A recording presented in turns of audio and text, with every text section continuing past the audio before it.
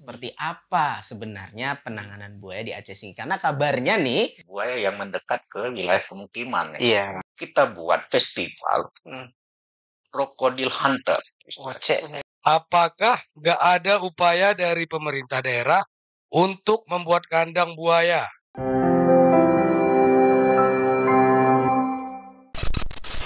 Langsung saja kita panggilkan Dian dan Davi.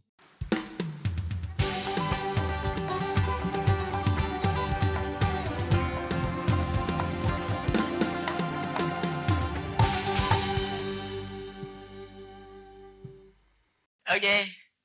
Assalamualaikum warahmatullahi wabarakatuh. Waalaikumsalam warahmatullahi wabarakatuh. Jumpa lagi bersama kami di PodX Podcast Extra FM.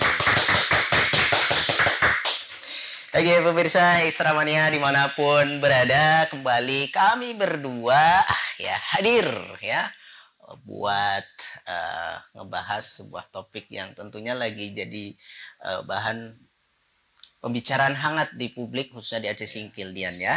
Isu sepekan ini Bang ya. Oke, kita mulai dari isu sepekan ini ya. Iya. Ada apa aja di Aceh Singkil dalam sepekan ini ya? Kita mulai dari isu politik lah dulu. Oh, isu politik. Penundaan pelantikan ini Oh Bang. iya pelantikan ini ya wakil bupati terpilih ya. Betul Bang. Yang seharusnya kalau tidak salah tanggal 13 dijadwalkan Bang ya. Oke. Nah, rupanya ditunda. Ditunda. Dari kebijakan Kemendagri Bang ya. Iya. Tapi nggak tahu nih penundaan sampai kapan gitu ya kan? Isunya sih katanya setelah semua urusan selesai di MK Bang. Oke, baik. Itu satu ya kan? Ini juga lagi ramai juga nih Yan. Karena itu berkaitan juga dengan topik yang akan kita angkat pada kesempatan kali ini mengenai buaya. Buaya. Wow, apa buaya nih Bang? Ya soalnya di daerah kita beberapa saat yang lalu ada peristiwa seorang ibu rumah tangga ya yang diterkam buaya. Ya. Si ibu-ibu tadi sedang mencari pakan bebek gitu ya di sungai seputaran Singkil, tepatnya tuh di daerah Teluk Rumbia. Jadi diterkam buaya, alhamdulillah ya selamat ya, tidak sampai menimbulkan korban jiwa begitu. Walaupun uniknya cincinnya masalah sama uangnya hilang gitu. Hilang gitu pada saat kejadian gitu kan. Sebenarnya buaya ini udah ngincar yang lain Bang.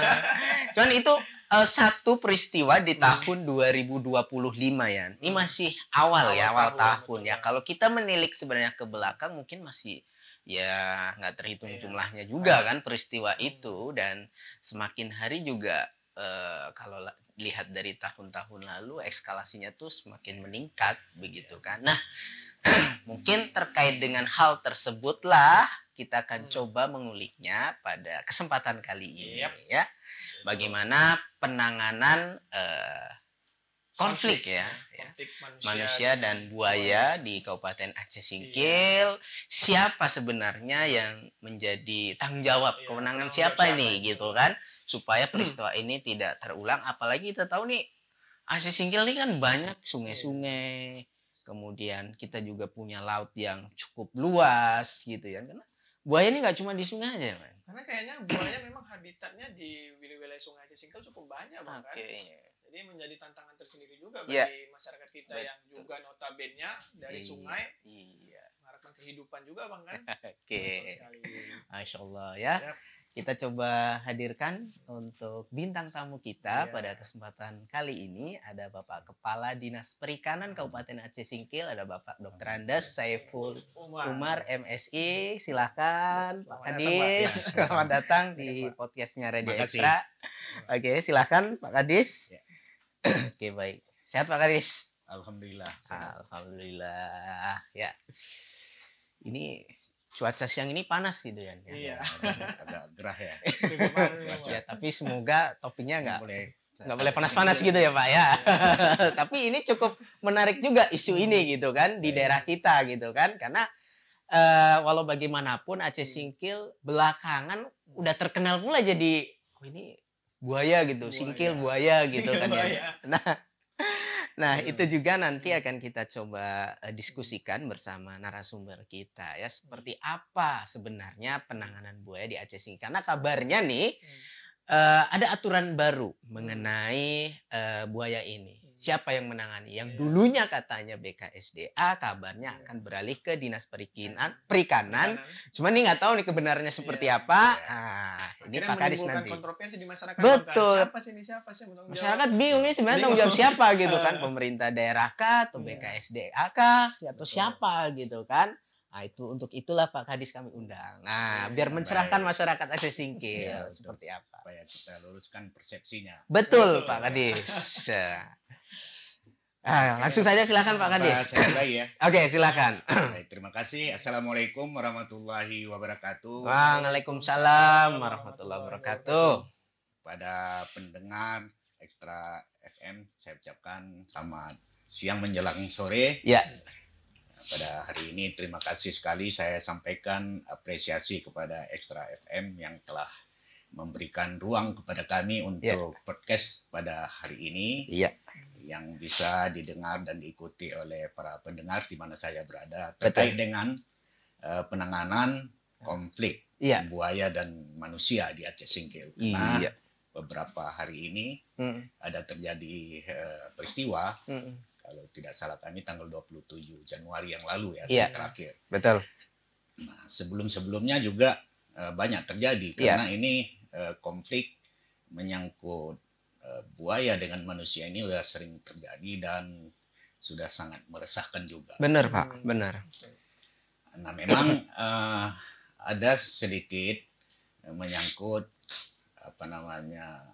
kebingungan di masyarakat kita terakhir-terakhir ini terkait adanya perubahan peraturan perundang-undangan tentang konservasi satwa ini, khususnya juga buaya. Jadi mungkin ini yang perlu kita jelaskan kepada masyarakat bahwa yang mengatur dengan konservasi satwa liar dan tumbuhan ini diatur sebelumnya melalui Undang-Undang Nomor 5 Tahun 1990. Nah, pada Agustus 2024 yang lalu itu ada perubahan.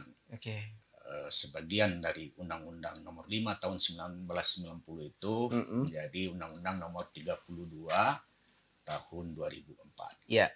Nah, di mana di dalam undang-undang tersebut ada penambahan pasal menyangkut dengan konservasi satwa liar tertentu. Termasuk dalam hal ini buaya, Pak. Termasuk dalam hal ini buaya tersebut. Nah, jadi sebelum kita masuk kepada penanganan konflik, saya lebih dulu mungkin perlu jelaskan menyangkut dengan perubahan undang-undang ini supaya bisa lebih jelas. Betul, Pak. Kenapa saya mohon maaf dulu kepada mungkin BKSDA? Karena yang berkembang isu di masyarakat bahwa beberapa kali kejadian itu selalu disampaikan sudah menjadi kewenangan KKP penanganan buaya ini. Betul. Dan khususnya Pemda, di mana dinas teknisnya adalah dinas perikanan. Nah, jadi artinya ini perlu kita luruskan. Betul, Pak. Nah, jadi pertama sekali seperti saya jelaskan tadi, perubahan undang-undang ini sebetulnya perlu kita pahami dulu bahwa menyangkut konservasi ini bukan saja tanggung jawab pemerintah, tetapi sudah bertambah jadi tanggung jawab pemerintah daerah dan masyarakat. Nah, jadi ada 3 yang bertanggung jawab ini, pemerintah daerah, dan masyarakat. Gitu ya. Jadi tidak ada bedanya di situ kewajiban dan tanggung jawab itu terhadap konservasi satwa. Jadi artinya sama-sama kita berkewajiban. Nah, khusus untuk pemerintah daerah di undang-undang ini juga belum dijelaskan secara rinci apakah itu pemerintah daerah provinsi atau kabupaten kota. Nah, karena secara struktural pemerintahan kita ada diatur di undang-undang pemerintahan daerah itu juga ada pemerintah provinsi dan pemerintah pemerintah kabupaten kota. Oke. Nah, selanjutnya di mana kita jelaskan menyangkut satwa ini diatur di undang-undang menjadi kewenangan KKP, di mana pasal 5A ayat 5 di perubahan undang-undang itu, di mana disebutkan kawasan konservasi di perairan, wilayah pesisir dan pulau-pulau kecil, sebagaimana dimaksud pada ayat 1 huruf B, dikelola oleh menteri yang menyelenggarakan urusan pemerintah di bidang kelautan dan perikanan. Nah, ini dasarnya sebetulnya yang menjadi tanda tanya banyak orang, kenapa yang diundang hari ini perikanan, Dinas Perikanan, bukan BKSDA gitu ya. Oke, baik. Jadi inilah yang perlu kita jelaskan. Oke. Nah, perlu dipahami bersama bahwa tindak lanjut dari undang-undang ini harus ada turunannya. Betul. Baik berbentuk peraturan pemerintah atau keputusan menteri atau peraturan menteri, diberi waktu jangka 1 tahun sejak undang-undang ini. Nah, sampai pada hari ini peraturan turunan dari perubahan undang-undang nomor 32 tahun 2024 ini juga belum ada satupun. Nah, itu yang menyebabkan kita belum bisa menangani secara langsung, kan begitu. Itu undang-undang kan bulan Agustus tahun lalu. Agustus 2024 undang-undang itu diundangkan. Berarti artinya sudah sejak diundangkan itu sudah berlaku. Nah, artinya baru bisa juga diterapkan itu apabila sudah ada turunannya dari aturan menyangkut dengan konservasi ini yang dilakukan oleh KKP. Karena ini tadi disebutkan perundang-undangan ini akan diatur melalui yang menangani kelautan dan perikanan. Sementara kita belum ada satupun perubahan terhadap undang-undang perikanan, terutama nomor 45 tahun 2009. Kemudian petunjuk dari kementerian juga belum ada. Nah, kalau tadi disebutkan itu 1 tahun jangka waktu harus ada turunan. Berarti bagaimana selama aturan belum turunannya gitu Pak ya? Tapi di pasal 43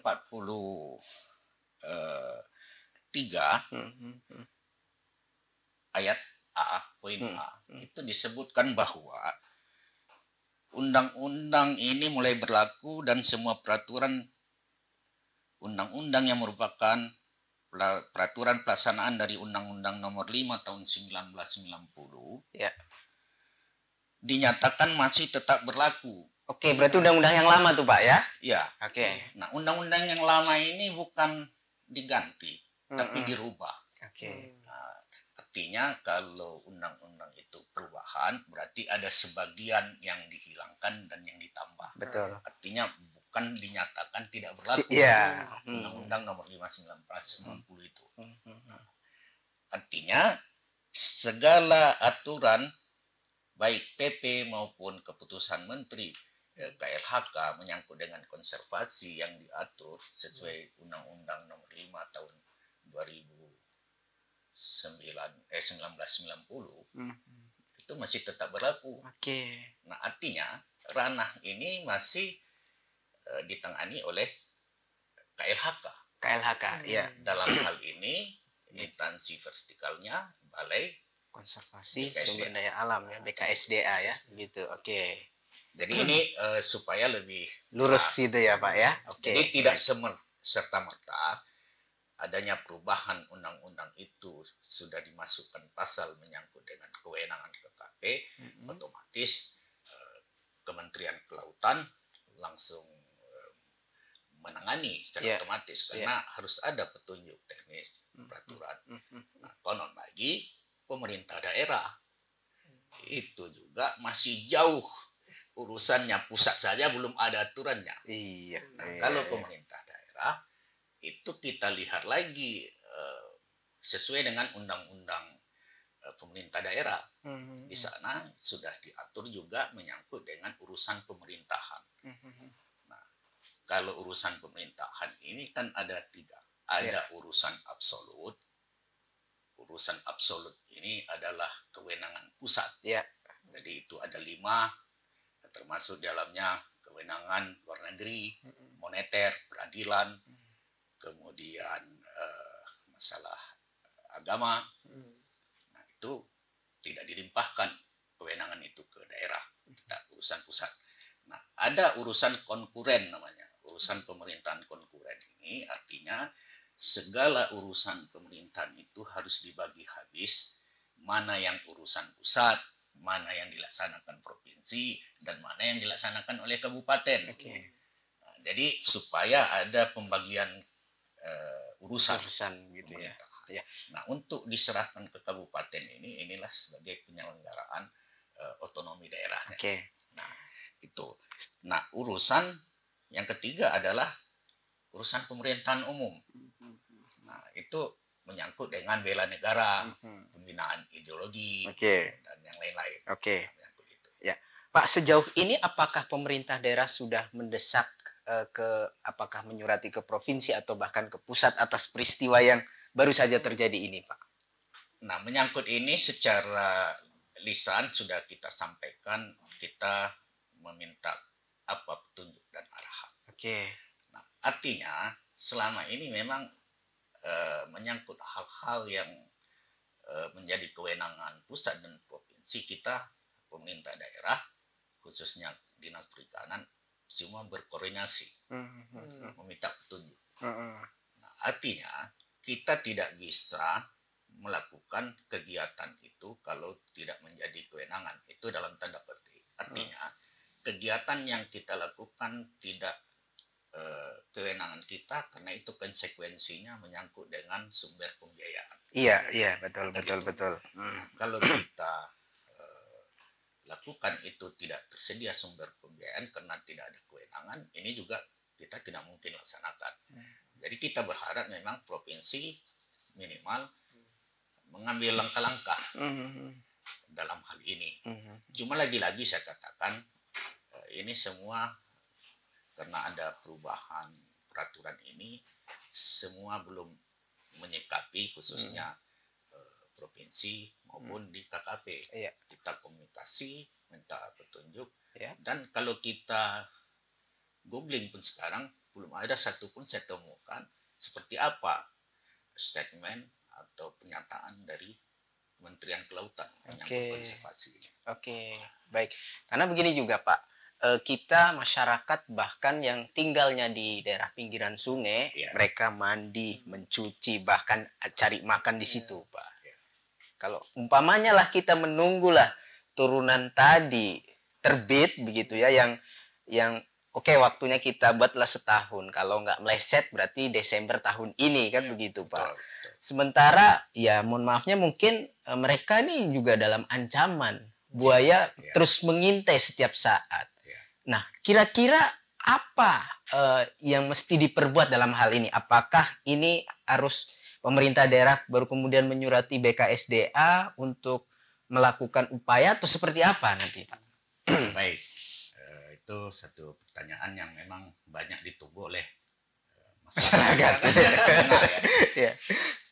Nah, menyangkut teknis saya tidak bisa sampaikan karena kita belum punya kapasitas atau kemampuan dalam penanganan buaya. Kan gitu. Itu seharusnya yang punya personil dan ilmu itu BKSDA yang selama ini menangani. Cuma kita kembali ke topik menyangkut penanganan konflik.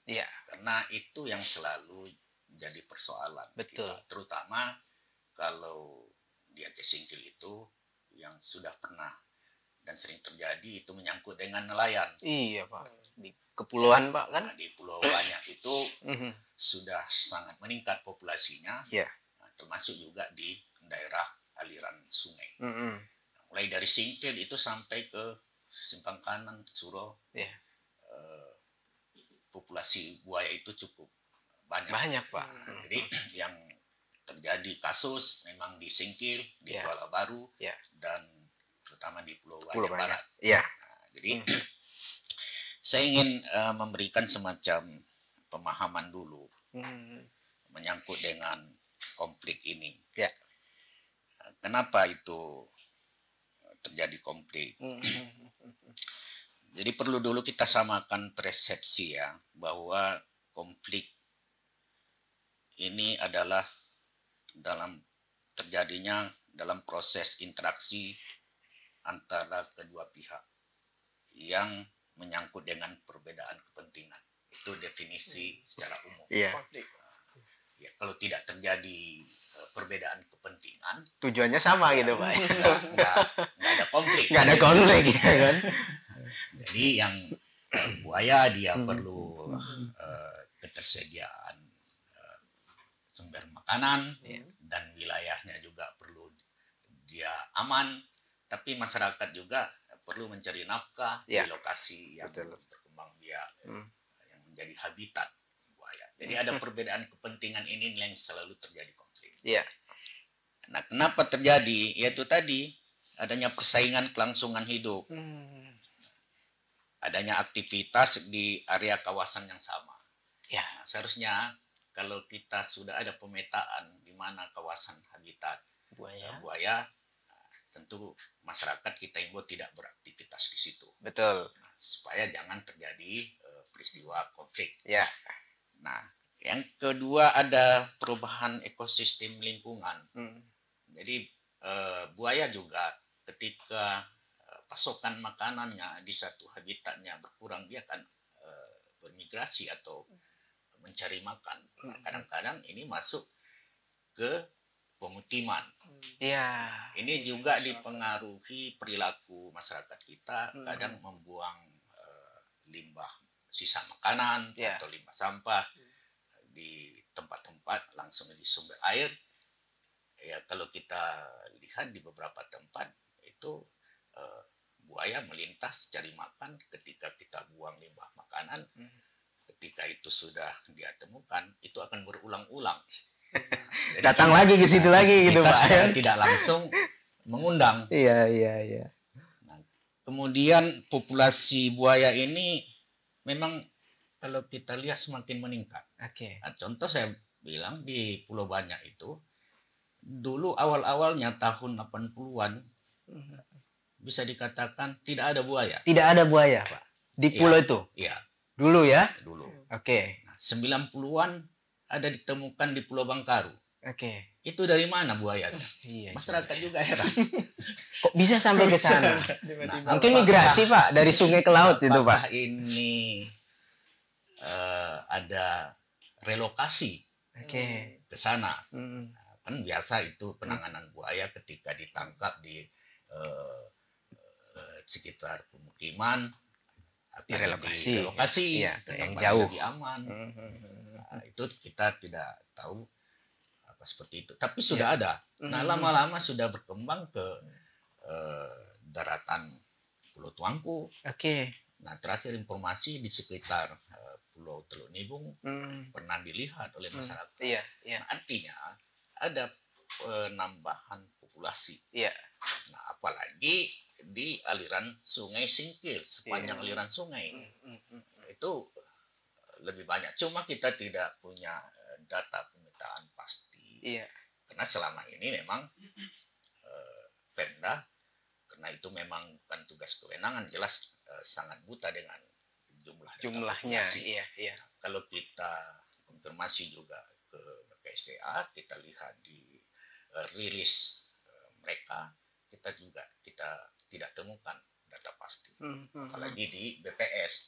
Nah, tapi secara nyata di lapangan masyarakat menyampaikan memang ada penambahan. Nah, ini yang menyebabkan terjadi konflik. Kemudian ya perilaku manusia tadi, artinya sudah tahu di situ habitat, tapi dengan kurang safety, kemudian melakukan penangkapan ikan di situ atau aktivitas. Ya. Nah, inilah yang menyebabkan. Ya seakan kita sudah terbiasa Pak masyarakat dengan buaya, berteman gitu Pak ya.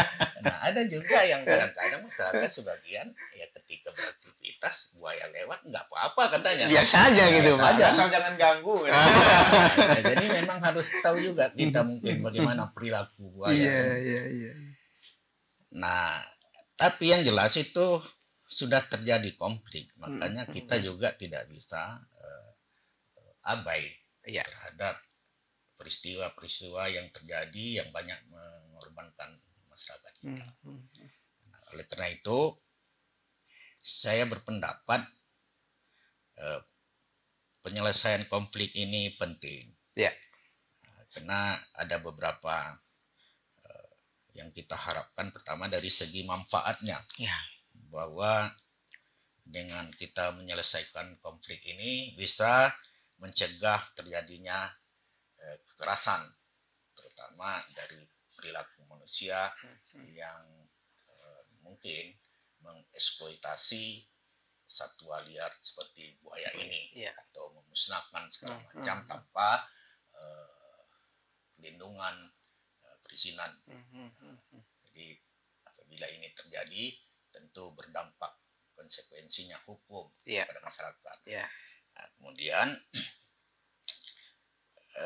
perlu kita tangani konflik ini juga untuk menjaga kesejahteraan masyarakat. Karena bagaimana nelayan atau masyarakat yang beraktivitas di sepanjang aliran sungai bisa aman, bisa nyaman. Karena mereka juga sebagian menggantungkan hidup beraktivitas di areal-areal itu. Kemudian kita juga harus memperhatikan bagaimana satwa ini bisa lestari, artinya tidak dieksploitasi atau tidak dimusnahkan. Jadi harus ada keseimbangan, karena buaya itu juga ada manfaatnya dalam ekosistem, sistem alam. Nah, jadi kita menjaga keseimbangan ekosistem dan memberi kenyamanan bagi masyarakat dalam mencari nafkah. Nah, kemudian kita juga perlu tangani ini untuk bagaimana korban jangan ada lagi. Iya, betul. Itu yang paling utama sebenarnya, Pak, kan? Nah, jadi kita harap tidak terjadi aktivitas balas dendam dari masyarakat. Iya. Jadi inilah yang penting kita lakukan, bagaimana konflik ini bisa kita atasi. Saya kira itu. Tapi Pak, saya yang menarik ini Pak, ini kan kasus ini bukan sekali dua kali terjadi, tapi sangat sering Pak kan. Nah, selama ini apa sih yang udah dilakukan pemerintah terhadap upaya pencegahan nih Pak? Karena kok setiap tahun terjadi itu, maka apa masyarakat yang kurang diedukasi, terutama nelayan yang di pinggiran sungai, para pencari lokan, apakah tidak pernah kemudian mendapat area-area yang di sini jangan, di sini tempat mereka bertelur segala macam. Itu gimana Pak selama ini? Iya, selama ini memang kita cuma memberikan semacam sosialisasi, pemahaman kepada masyarakat bahwa di tempat-tempat tertentu, apalagi kejadiannya itu berulang hampir di lokasi yang sama. Betul, Pak. Ya, kita sudah ingatkan. Nah, terakhir kejadian bulan Oktober tahun lalu itu kita sudah memang berkolaborasi dengan BKSDA memasang semacam rambu-rambu. Artinya rambu-rambu untuk tidak beraktivitas, ataupun kalau beraktivitas harus hati-hati. Nah, karena di lokasi tersebut sudah terjadi kasus berulang. Jadi kita khawatirkan akan menimbulkan korban lagi. Jadi memang itu yang baru bisa kita lakukan. Nah, tentu pada waktu yang lalu itu kita memang sangat berharap dengan tindakan BKSDA. Artinya kita tidak bisa langsung melakukan tindakan, cuma kami karena yang korban ini selalu masyarakat nelayan. Bagi masyarakat nelayan kita himbau pertama sekali itu tidak beraktivitas, dan kalaupun melaut itu harus dengan alat pengaman yang safety. Jadi terutama bagi nelayan yang penyelam. Yang mencari lokan terutama. Banyak kejadian ini penyelam. Jadi kalau itu di atas Ramada masih aman lah. Kemudian masyarakat kita ini kita himbau minimal ada perlindungan terhadap dia berprofesinya melalui BPJS. Ya kan? Iya. Kalau dia ikut peserta BPJS itu akan ditanggung biaya pengobatan ataupun hari dia tidak melaut itu akan dibayar upahnya oleh BPJS. Apalagi kalau korban jiwa meninggal dunia, Pak, bisa diklaim asuransinya. Kalau selama ini nggak ada, Pak ya? Nah, selama ini kita ada cover tapi dengan jumlah terbatas.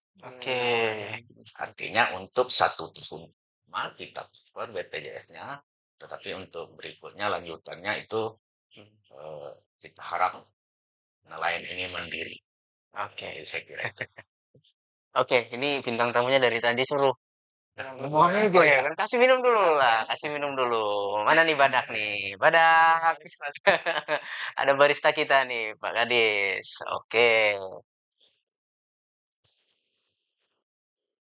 Lama Dak ya? Lumayan. Masa air dulu Dak ya? Waalaikumsalam warahmatullahi wabarakatuh. Ini biasa, bos saya yang satu ini putih deh, Pak. Steril. Ini apa nih Dak? Teh panas, biar steril juga suara. Baik. Terima kasih banyak. Bukan sekedar ngantar minum saja, Pak. Oh iya. Ada pertanyaan dari netizen. Oh, boleh. Pertanyaannya yang mudah aja Dak ya? Mudah untuk dipahami, Bang. Baik. Ya. Assalamualaikum warahmatullahi wabarakatuh. Waalaikumsalam warahmatullahi wabarakatuh. Ceramah aku ya. Ini Pak, pertanyaannya Pak. Apakah nggak ada upaya dari pemerintah daerah untuk membuat kandang buaya seiring dengan populasinya buaya semakin meningkat? Sampai-sampai udah ke Hendel, kemana, ke sungai mana, takut kita Pak. Ke Kerakah pun sampai Pak. Hampir merata ya. Merata nanti di Sungai Parit pun ada buaya Pak kabarnya. Itu buaya darat nggak? Buaya darat jalan belakang ada tuh. Itu aja Pak. Assalamualaikum. Waalaikumsalam warahmatullahi wabarakatuh. Silakan Pak, diminum dulu Pak. Ya. Si Badak ya.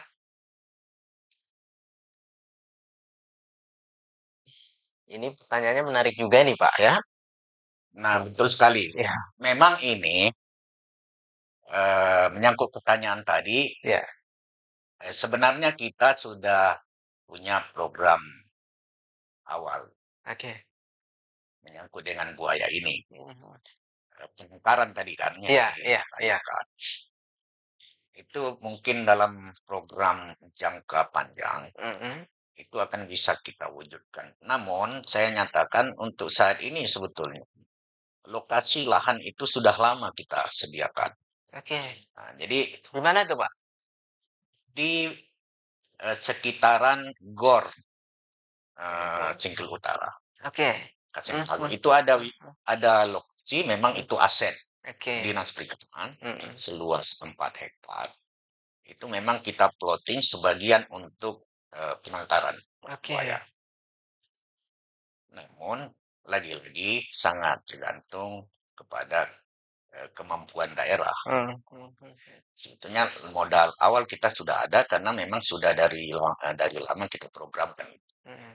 Cuma ini tadi karena kewenangan secara langsung penanganan buaya ini kita perlu koordinasi dengan KLHK pada waktu itu. Kayaknya sampai hari ini juga belum terwujud. Tapi insya Allah kalau ini sudah jelas turunan aturan ini, mana menjadi kewenangan daerah, ini memang wajib harus segera untuk penangkaran. Dan salah satu upaya kita melakukan penanganan konflik ini yaitu penangkaran. Ya. Jadi itu salah satu alternatif yang kami sampaikan supaya ini bisa mulai dipikirkan ke depan. Jadi saya pikir yang tanya tadi mungkin demikian penjelasan kami. Ya.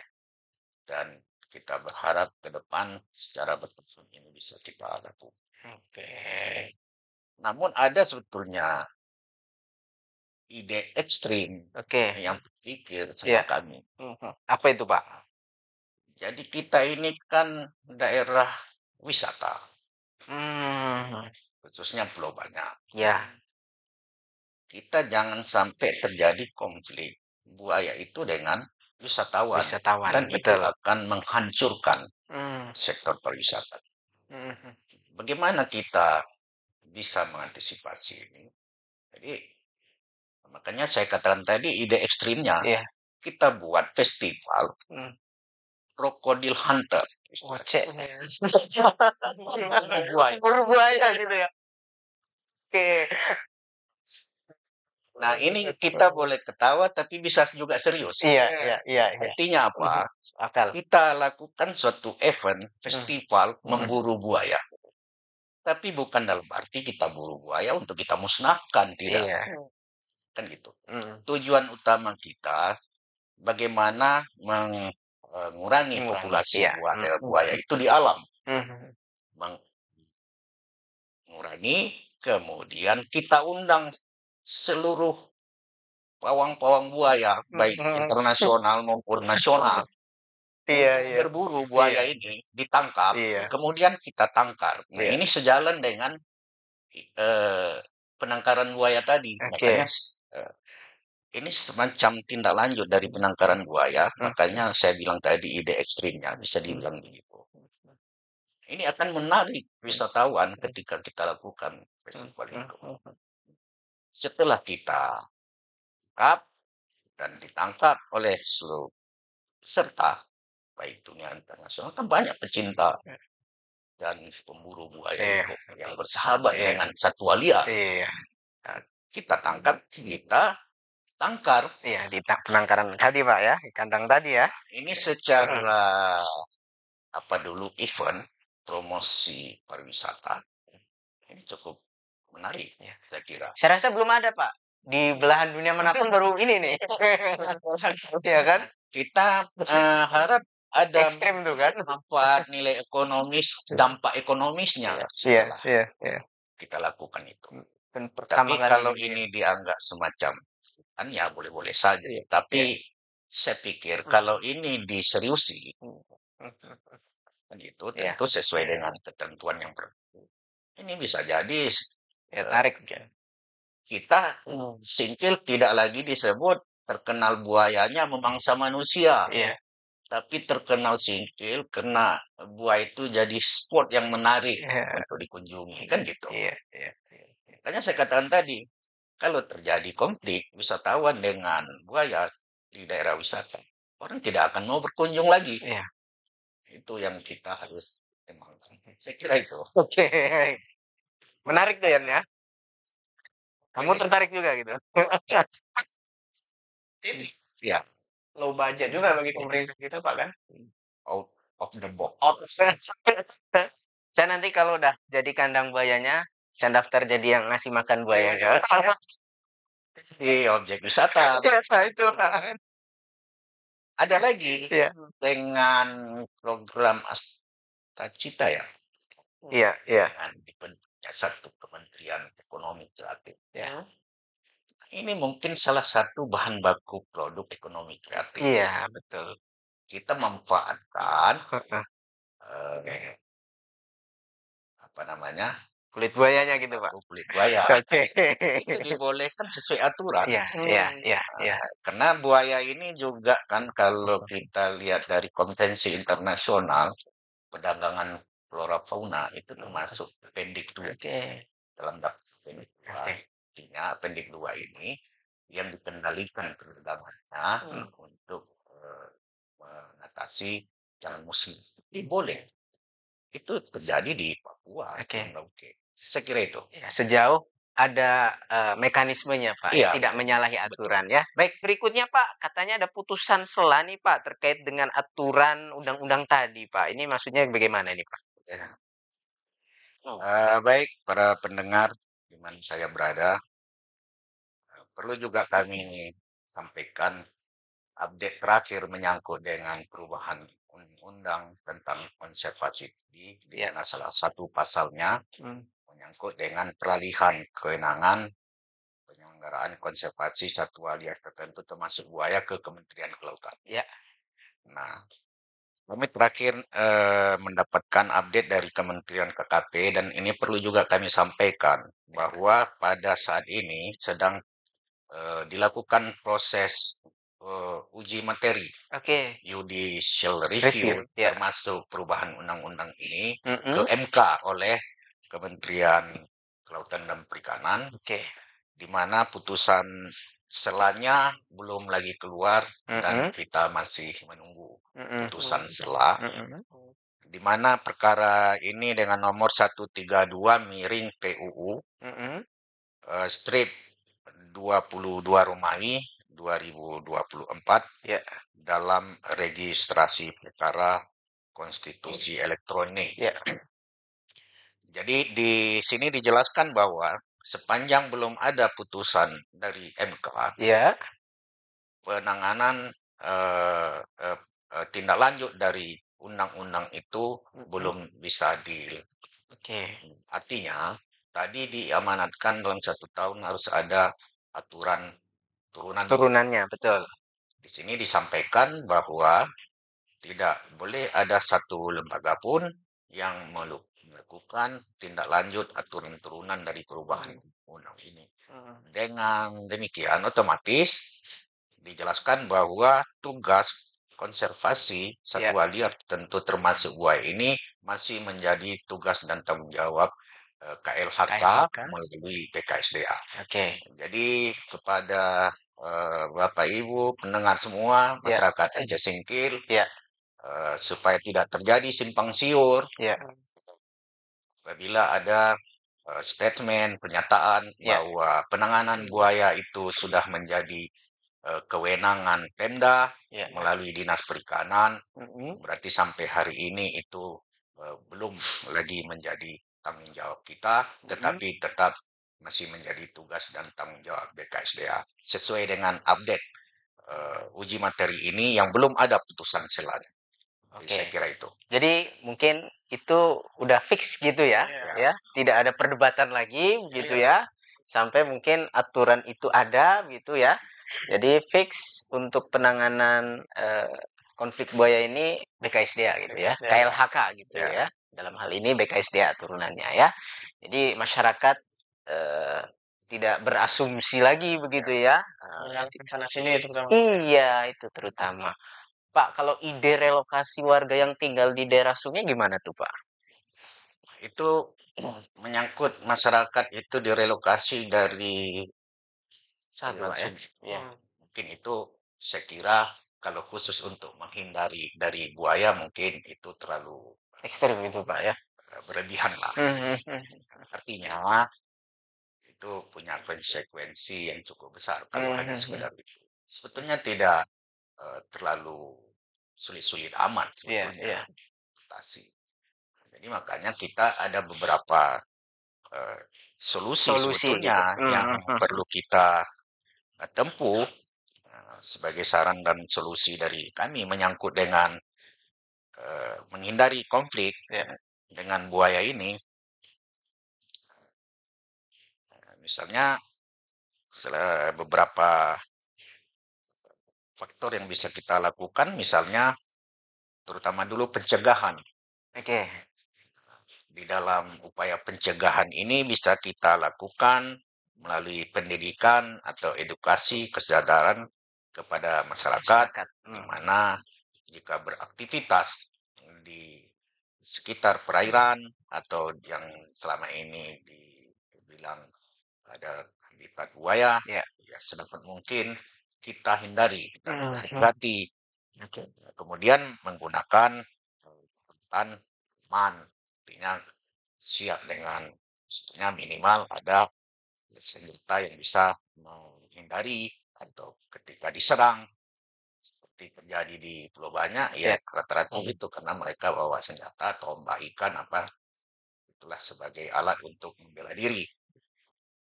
Kemudian pengelolaan sampah itu salah satu cara kita mencegah jangan ada buaya yang mendekat ke wilayah pemukiman. Iya. Jadi seperti kita buang limbah makanan, Iya. sampah yang menarik perhatian mereka untuk mendekat ke sekitar pemukiman kita. Kemudian pengelolaan konfliknya kita lakukan dengan pengawasan dan monitoring. Oke. Jadi kita bisa melakukan monitoring dan mengawasi habitat-habitat itu apabila terjadi misalnya musim buaya kawin, itu kita antisipasi. Kemudian penangkapan dan relokasi, nah, seperti yang saya katakan tadi.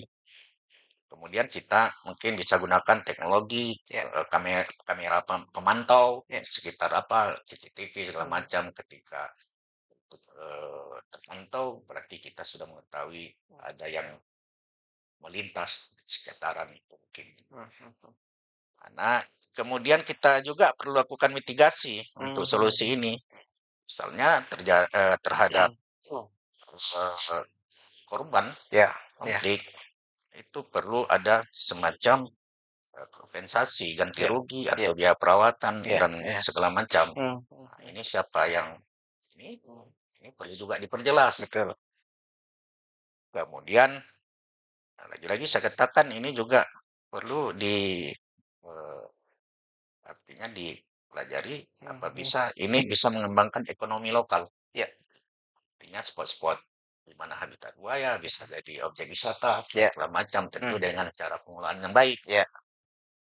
Kemudian kita mengelola ekosistem itu supaya ada terjadi keseimbangan juga.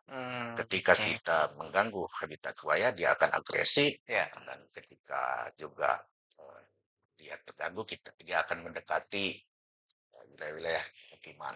Oke, baik. Nah, terakhir mungkin perlu kerjasama, kolaborasi. Jadi kolaborasi antar lembaga pemerintah, misalnya antara provinsi, pusat, dan daerah, atau melalui instansinya BKSDA dengan perikanan, kemudian dengan non pemerintah dan juga masyarakat. Seperti apa? Ini mungkin perlu dilakukan semacam fokus grup diskusi FGD ya Pak ya. Untuk menyamakan persepsi dan ada solusi nanti. Dan juga mungkin kita perlu kerjasama dengan dunia internasional kalau memang itu skalanya lebih besar menyangkut dengan penelitian, kemudian pengetahuan seperti apa yang sudah pernah dilakukan di luar sana. Jadi saya kira itu yang perlu kita. Tapi ini saya sedikit Pak, karena Bapak juga dinas perikanan Pak kan. Jadi kan masyarakat ini mau tidak mau harus mereka mengelilingi sungai untuk mencari nafkah Pak. Kenapa tidak kemudian pemerintah daerah buat program melalui dinas perikanan budidaya ikan yang tujuannya untuk agar masyarakat bisa mendapatkan penghasilan melalui budidaya ikan tersebut Pak. Karena tidak kemudian ini menjadi salah satu solusi yang cukup alternatif Pak. Biar masyarakat nggak lagi pergi ke sungai membahayakan dirinya gitu Pak. Oh iya betul. Nah, khusus program kegiatan pemberdayaan ekonomi masyarakat itu ada perikanan tangkap dan budidaya. Nah, itu tetap kita lakukan hampir setiap tahun, baik pengadaan media atau penggalian kolam, bibit, baik di laut maupun di apa. Namun banyak kita diusul memang bagaimana kita kembangkan sektor budidaya keramba di sepanjang sungai. Nah, justru ini yang menyebabkan buaya semakin terpancing mendekat. Mengundang ya malah ya. Itu apanya dampaknya. Di samping juga secara teknis kita sudah lakukan survei dan penelitian, analisa di lapangan, memang ada sedikit kelemahan dari secara teknis kalau kita lakukan budidaya seperti misalnya yang di Sungai Mahakam atau di apa. Nah, itu tadi memang kalau untuk budidaya di sepanjang sungai, nah itu yang kita belum lakukan kecuali di embung, misalnya di Tanjung Bungara, yang kita pastikan di situ tidak ada habitat buayanya, seperti di embung Siajoanjo itu kita lakukan, atau di Tanah Bara ini pernah kita lakukan. Kira itu. Oke. Terakhir Pak, harapan kita bersama apa nih Pak? Nah, baik, mungkin harapan kita bersama, pertama sekali saya sampaikan bahwa kepada masyarakat semua, mari kita sikapi persoalan konflik buaya dengan manusia ini secara arif. Dan tentu saja kita harus mengacu kepada peraturan perundangan. Kita hindari tindakan yang melanggar hukum. Memang kami banyak menerima penyampaian bagaimana kalau kita musnahkan, kita eliminasi, dan segala macam. Kalau tindakan-tindakan seperti itu tentu harus kita sesuaikan dengan ketentuan yang berlaku. Jadi kita tidak berharap kita menghindari konflik, justru terjadi konflik yang lain. Iya, betul. Harapan kita bersama. Iya. Yang kedua, mari sama-sama kita sampaikan kepada masyarakat, kita mengingatkan bahwa investasi habitat kalau bisa tidak jadi aktivitas bersama di lokasi yang selama ini rawan. Kita berharap juga kepada pemerintah pusat maupun pemerintah provinsi punya perhatian khusus menyangkut di atas singkil terhadap satwa liar ini. Kalau itu dibiarkan kita pemerintah kabupaten mungkin sangat terbatas.